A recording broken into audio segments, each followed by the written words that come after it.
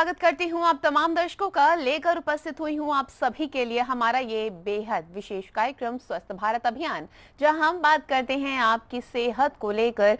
आपको बताते हैं कि कैसे आप निरोगी काया के मालिक बन सकते हैं और कैसे छोटे छोटे सरल सरल उपायों के जरिए आप बड़ी से बड़ी बीमारी को दूर भगा सकते हैं।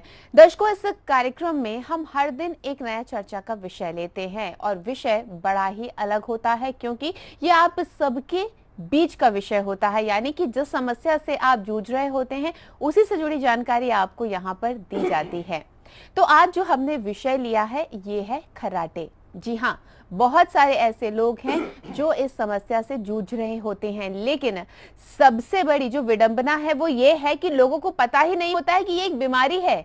जी हाँ, ये आपको इशारा कर रही है कि आप बहुत बड़ी बीमारियों से ग्रसित होने वाले हैं। खर्राटे को कभी भी अनदेखा ना करें। आज हम आपको इसके कारण और निवारण दोनों ही बताएंगे, तो आप इस कार्यक्रम में आज पूरी तरह से जुड़े रहिए, क्योंकि अगर आप खर्राटे नहीं भी लेते हैं तो आपके परिवार के कोई ना कोई सदस्य तो जरूर लेते होंगे, जिससे कि आपको दिक्कत होती होगी। लेकिन आपको बताएं कि जो खर्राटे ले रहा है उसे भी आने वाले समय में दिक्कत आने वाली है। क्या कुछ होने वाला? जिस इंसान को खराटे आ रहे हैं वो तो अपने आप सोया हुआ है, तो बहुत बार उसे यही नहीं पता होता कि वो खराटे मारता भी है या खराटे उसे आते भी हैं या नहीं। जो उसके आसपास के लोग होते हैं वो उसे ज़रूर ये बताते हैं कि आपको खराटे आए हैं, आप खराटे आते हैं। और बहुत बार जब ये माइल्ड अवस्था में होते हैं या हल्के फुल्के होते हैं खराटे, तो इतना नोटिसेबल नहीं होता है। जो अगर आप खराटे देखेंगे तो बहुत सारे कारण होते हैं। सबसे जो पहला कारण जो होता है हमारा, अगर आप देखेंगे जो नासिका है, जो नोज़ है, नोज़ के बाद हमारा एक स्ट्रक्चर आता है फेरिंग्स कहते हैं। नाक और फेरिंग्स एक जगह जुड़ता है जाके, नेज़ोफेरिंक्स स्ट्रक्चर होता है। फिर आगे जाके वो हमारे ट्रेकिया या जो हमारी फेफड़ों की नली होती है मेन, वहाँ पर जाके जुड़ता है और फिर हमारे फेफड़ों की तरफ रहता है। ये जो होता है स्ट्रक्चर इस तरह से बनाया गया है कि कहीं भी अगर हमारे नाक से लेके, जैसे सपोज हमारा जो नाक है, नाक के बीच की आपने हड्डी देखी होगी, ये एक सॉफ्ट कार्टिलेज होता है।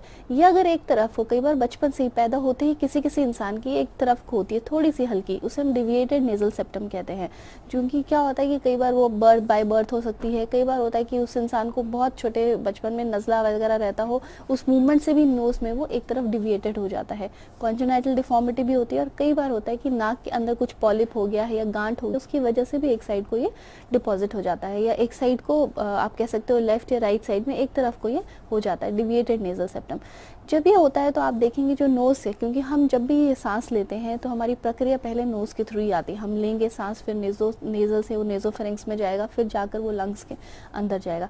जब ये स्ट्रक्चर में कहीं भी डिफॉर्मिटी आ जाती है थोड़ी बहुत भी, तो वहाँ पर आप देखेंगे वो जो जब भी सांस ले रहा है तो उस प्रॉपर्ली उसको बहुत एक्सर्शन लेनी पड़ती है। वो लेगा और जब वो छोड़ेगा तो बहुत एक्सट्राइड, बहुत लो, बहुत ही लो साउंड कई बार आती है, लो पिच वाली, और कई बार बहुत हाई पिच वाली साउंड आती है, इसमें बहुत तेज़ आती है। और खासकर आप देखेंगे तो इसमें एक तरह का घरघराहट होती है, क्योंकि वो जो है वो ध्वनि जो है वो वॉइस नहीं है, वो हमारे वोकल कॉर्ड से रिलेटेड नहीं होती है। ये एक तरह का डिसेबिलिटी है या बहुत बार देखा जाता है डिफॉर्मिटी हो जाती है। फिर बात आती है लंग्स की। हमारी लंग्स की अगर कैपेसिटी, कई लोग हैं जिनको बचपन में निमोनिया हुआ है या ट्यूबरकुलोसिस टीबी की समस्या हो गई है, या कई बार आप देखेंगे एलर्जिक ब्रोंकाइटिस। जो लोग जिनको बार बार जैसे आप देखेंगे उनको दमा तो नहीं होता, अस्थमा नहीं होता, लेकिन हाँ जैसे मौसम बदला खांसी हो जाएगी, जैसे ही मौसम बदला जुकाम हो जाएगा, या गले में हमेशा खराश रहेगी। ऐसे लोग जो होते हैं एलर्जिक ब्रोंकाइटिस के शिकार होते हैं, या ब्रोंकियो, कई बार होता है ब्रोंकियो अस्थमा भी बन जाता है जाके। ऐसे लोगों में आगे जाके बहुत बार देखा गया, मैक्सिमम केसेस में आप देखेंगे तो स्नोरिंग की समस्या आती है। दूसरा, अगर आप महिलाओं और पुरुषों में देखेंगे तो पुरुषों का जो है ऑलमोस्ट 10% रेट ज़्यादा है, क्योंकि जो बॉडी वेट होता है और एक्सर्शनल लेवल होता है वो ज़्यादा होता है। इस वजह से जो है स्नोरिंग जो होती है लेवल उनका ज़्यादा होता है।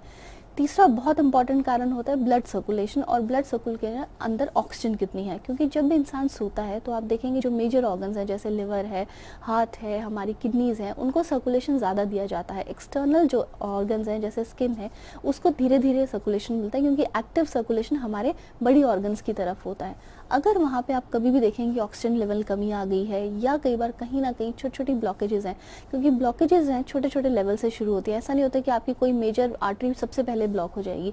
छोटी छोटी ब्लॉकेजेस जो एथेरोस्क्लेरोसिस जिसे हम कहते हैं, धीरे धीरे ही शुरू होती हैं।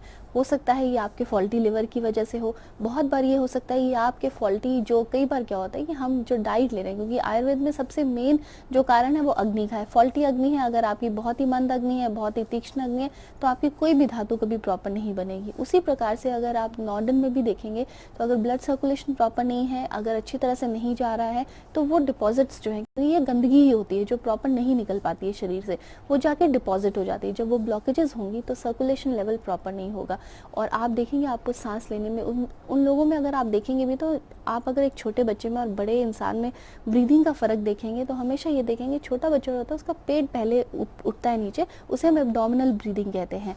वहीं अगर आप बड़े जो भी बड़े लोग होते हैं या 15 साल से ऊपर जितने भी होते हैं उनमें होती है थोरैसिक ब्रीदिंग। उनकी छाती में आप देखेंगे ऊपर नीचे जब भी वो सांस लेंगे, तो जब थोरैसिक ब्रीदिंग में फॉल्ट आ जाए किसी भी प्रकार का हो सकता है, ब्लॉकेजेस हो सकती हैं, आप देख सकते हैं लंग में इन्फेक्शन हो सकता है, बहुत लंबे समय तक एलर्जिक कंडीशंस हो सकती हैं, इवन डस्ट और स्मोक की जो ये होती है, कई लोगों को धुएं से भी एलर्जी होती है। ऐसे लोगों में आप देखेंगे किसी भी कारण की एलर्जी हो, आगे जाकर ये आपको बहुत बार स्नोरिंग का कारण बन सकती है। फिर स्लीप पोस्चर्स, बहुत से लोग जो हैं आपने देखा होगा उनका एक स्लीप पैटर्न नहीं होता, वो या तो कभी उल्टा लेट जाते हैं, आप बहुत बार लोगों को देखेंगे वो बिल्कुल सुपाइन पोजीशन में लेट के प्रोन पोजीशन में लेट जाते हैं, उल्टा लेट जाते हैं, लेफ्ट में नहीं लेटते, राइट में नहीं लेटते, एक पोस्चर नहीं होता है, जिस वजह से कई बार सर्वाइकल की प्रॉब्लम हो जाती है।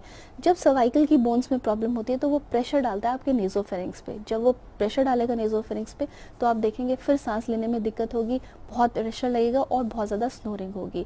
और आयुर्वेद में इसके बहुत सारे ट्रीटमेंट्स हैं, सबसे उच्चतम ट्रीटमेंट आता है जो भी हम कहते हैं प्राणायाम, साथ ही साथ सबसे उच्चतम ट्रीटमेंट है नस्य का। नस्य के साथ एलर्जिक रिएक्शन, जितने भी एलर्जिक रिएक्शंस आपके शरीर में देखे जाते हैं उनको हटाने के लिए हर तरह का ट्रीटमेंट इसमें दिया जाता है।